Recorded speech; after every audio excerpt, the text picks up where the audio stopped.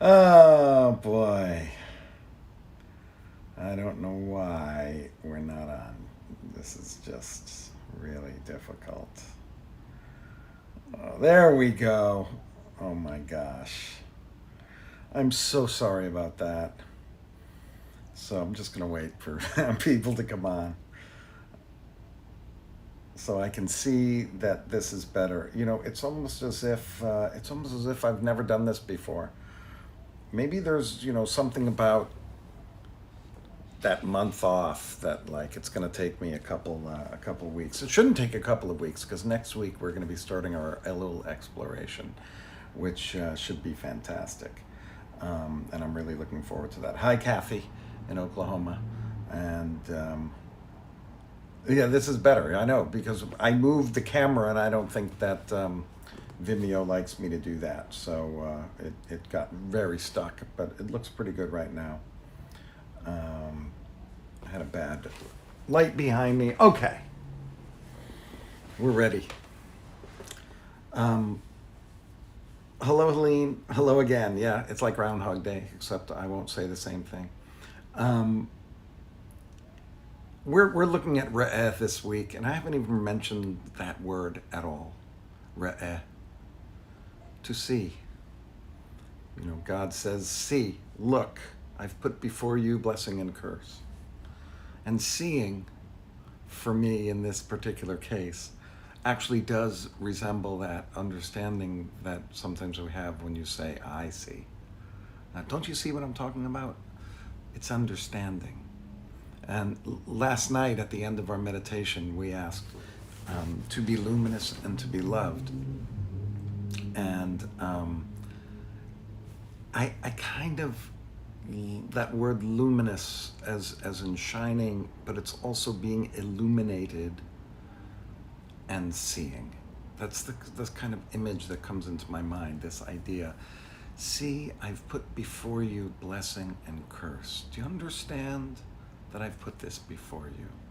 And I like to believe that the mindfulness work that we're doing when we think about noticing what we're thinking about, taking note of a feeling that comes over us, to not just go with a feeling, but to really try to see that feeling. And I think that's where this comes in. How can we understand what's going on with us? And look, I'm aware, personally aware, of times when there's things that are happening to us in our lives, or more than that, times that you feel a certain way because of what's happening around you, because of the people you're in contact with, that there were feelings that are coming over you because of the world that's going on around us. And it's very hard to pinpoint why those feelings are there. And even more than that, why they're affecting me so much. So that if I'm in this state of not seeing, it's like you're putting blinders on to the way you're feeling, to the way you're acting, to what's happening in your life. And it's very difficult to kind of come out of it. I talk often about this trance of unworthiness, but it's not just a trance of unworthiness. It's any kind of trance that you get into.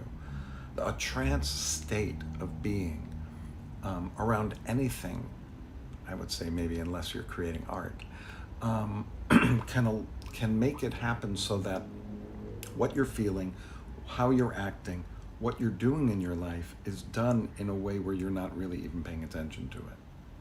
You're just, you're allowing it to be, but not just for now. You're allowing it to be over a period of time, or allowing it in a trance-like way to for it to steamroll and gain speed as it goes through your head, and you start turning things around and around and around, and it's very difficult to pull out of that feeling because you don't see it. So in so many ways, this request by God is to see the goodness, see the difficulties, understand who you are and what you do. and to make that a part of your everyday. Now, what gets difficult is there might be times that you don't have that awareness of what you're feeling or what you're doing because you're so involved in it and entrenched and tranced by it. So, perhaps that's what these meditations can do, is to help us kind of see, where's this coming from? Where might we think it arises from? And by allowing it to be just as it is for now, perhaps we can observe it a little bit. And I realize that as I say these things, that there's a tension that happens in the meditation between the absolute stillness and silence and concentrating on our breath and the thoughts that arise as we're trying to do that. And I think I find in myself this kind of hypocritical notion of, I want you to concentrate on your breath. I want to concentrate on my breath. Yet I realize the importance of where I am in my life at this moment and what's arising in my head and what I'm feeling. And so I can't ignore those things. And what I like about that idea of allowing it to be and noticing it is, if you don't allow it to be, there's nothing to notice. If you allow it to be and allow yourself to be in this place where you are right now in your life, as you begin this quiet stillness of concentrating on the breath, what arises from that in our minds and in our hearts is very important to pay attention to. So I understand that it's a little hypocritical to say, I want you just to concentrate on your breath, but maybe you can think a little bit about seeing the trances we have in our lives, and how we can kind of recognize them and help to pull ourselves out of them.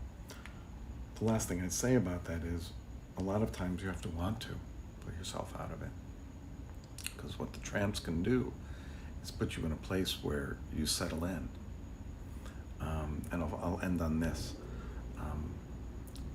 The Yetzer Hara, the inclination for evil, there's this wonderful midrash that says, and I've said this before, I think, that says, first, you welcome it as a guest, and then it becomes a roommate, and then it becomes your master. And so as I'm going to say that the Yetzer Hara is really any kind of trance-like state. The moment we kind of let it in and embrace it and keep it inside of us, it starts to rule over us. So that this kind of limbo time that we do in this half hour is that time to kind of understand, to see what's happening, to bring us to that place. Now, it may be that you're not in any kind of trance-like place. Maybe it's like mini trance. But there are places that we fail to see what's happening. And so let's bring our awareness a little bit up to the top. When we're not in the middle of our meditation and we're walking through the street, or we're sitting at home, or we're watching the Olympics. Okay, I think we're ready now. We started a little late, so we're going to go a little bit past 6. But we'll probably start up our asking for joy and wholeness a little bit before 6, and we'll go a couple of minutes after. So let's get ourselves into a strong position for meditation, in a place where you can be strong yet also comfortable.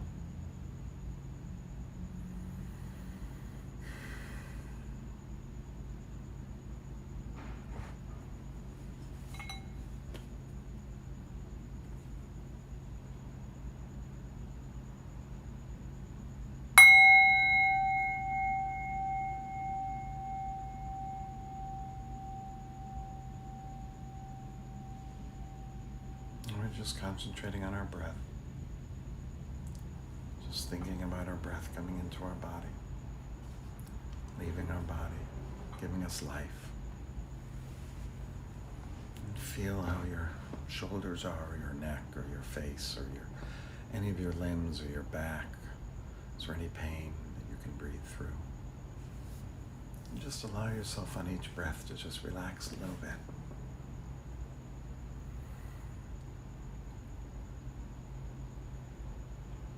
You might need a a deep breath, sometimes shallow.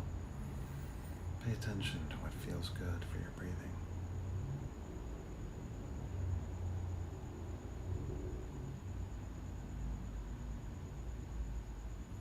Sometimes you can even pay attention to the sounds that are in your vicinity, just to place yourself on this planet as a living, breathing being.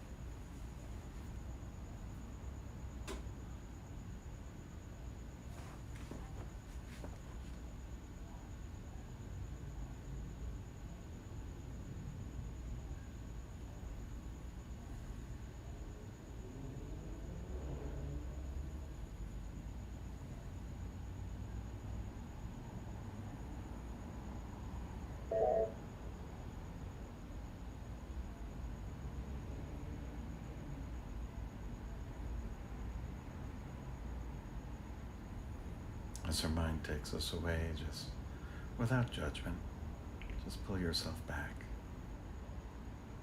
to your breath.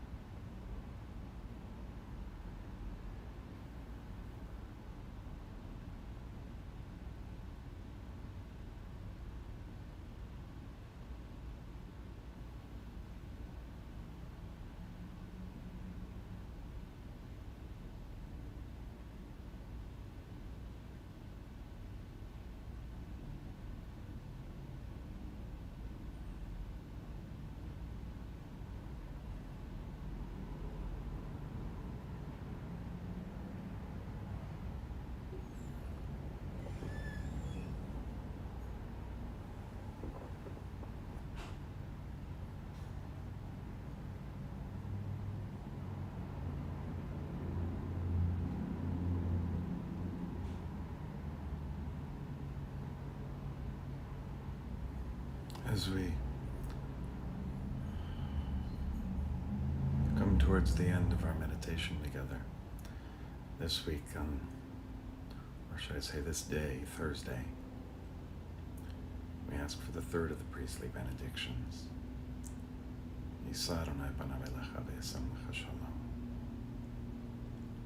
The translation is, may God lift up or carry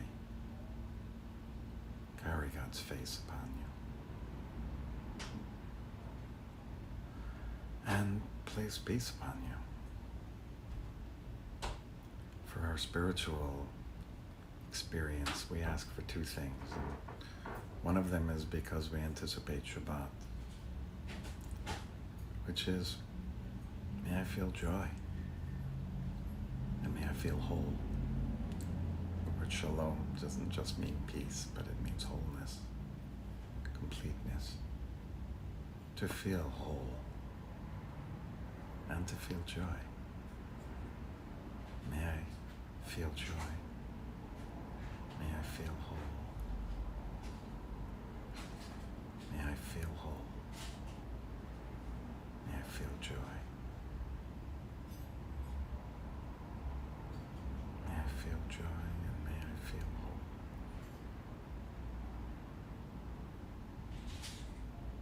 May I feel joy. May I feel whole. May I feel joy. May I feel whole.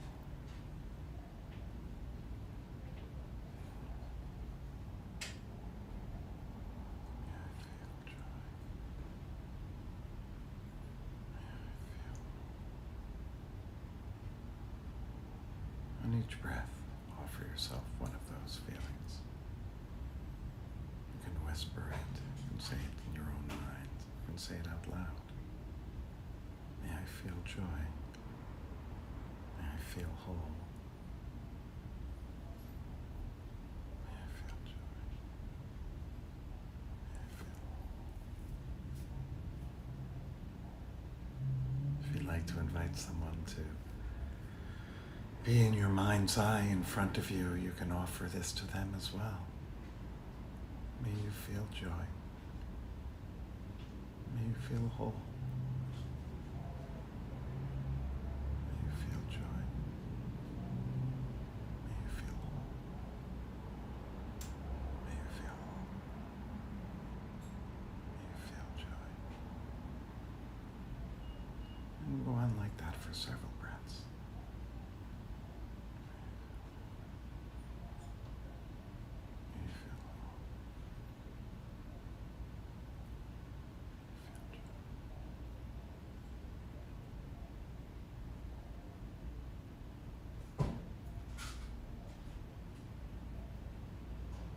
And you bring it back to yourself for just several breaths.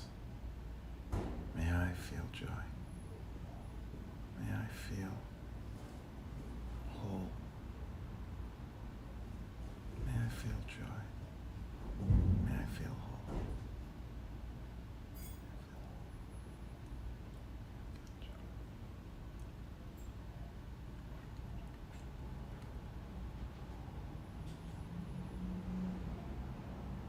And as we bring ourselves to the end of our practice, let us just go back into our breath one last time, allowing things to be as they are one last moment.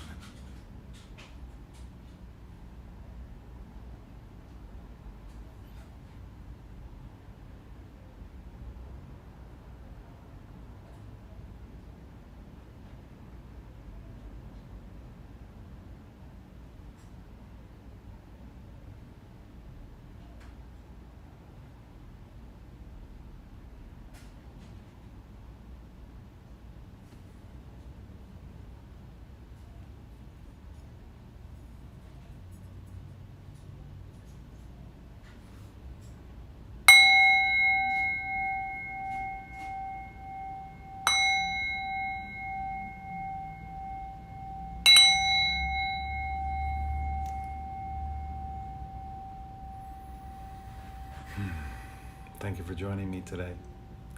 I hope that you were able to find some peace and stillness. May you feel joy. May you feel whole. And may you have a beautiful Shabbat and a fantastic weekend. We'll see you next time.